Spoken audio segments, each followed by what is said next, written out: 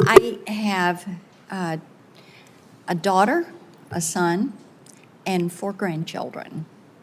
And one of the things that is a regular point of conversation in our family is education and childcare, and especially for the family that has a 10-month-old and a 3-year-old.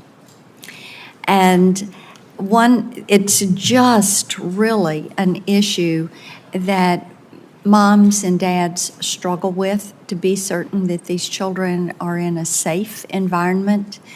And I want to talk, I know you've talked, I've been watching on and off on the hearing. We've talked a bit about this, about the faith-based childcare.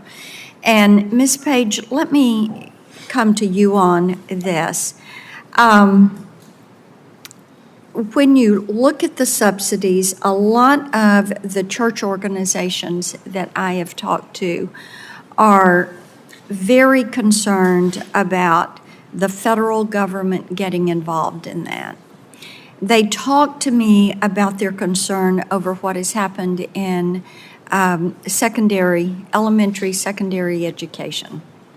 And they're concerned this is going to drive the cost up even further, and that there will be mandates that will follow the funding and controls. And so I want you to talk to me about how you preserve access for working families, for everybody, and the fear of what will happen with those federal subsidies.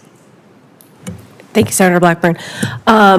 We in Iowa, of course, follow all the regulations of the Childcare and Development Block Grant.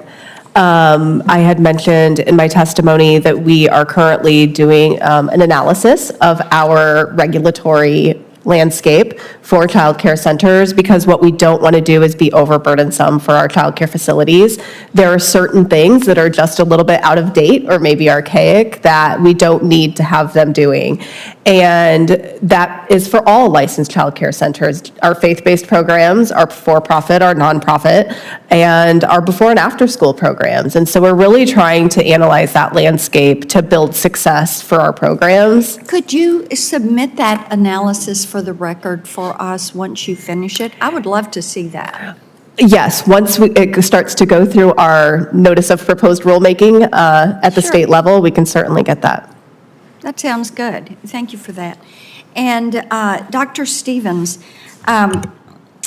when we talk to child care providers, a lot of times they talk about the federal debt and what this is doing to burden families. And they'll talk about their concern long-term over what would happen if we create new federal child care programs, if we expand this.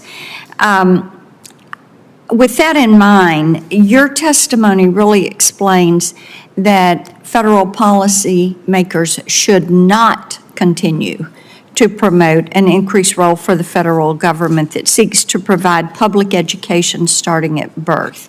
And you argue, among other things, that federal child care dollars can be best maximized by targeting families most in need, promoting parental choice, and breaking down bureaucratic silos. So in your opinion, what solutions can state governments implement to maximize federal dollars and increase access to child care?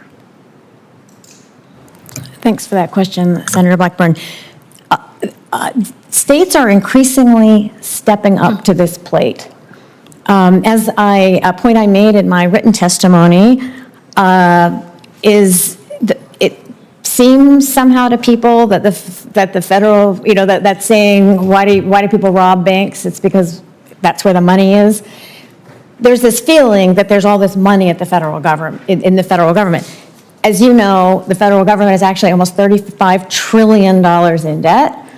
And states are actually on very solid fiscal ground. So when the federal government is spending more money on childcare, it's borrowed money. When the states are spending money on childcare, it's actual revenue exactly like they do for the K-12 public schools. And in fact, the economic benefits from the increased workforce productivity benefits primarily states.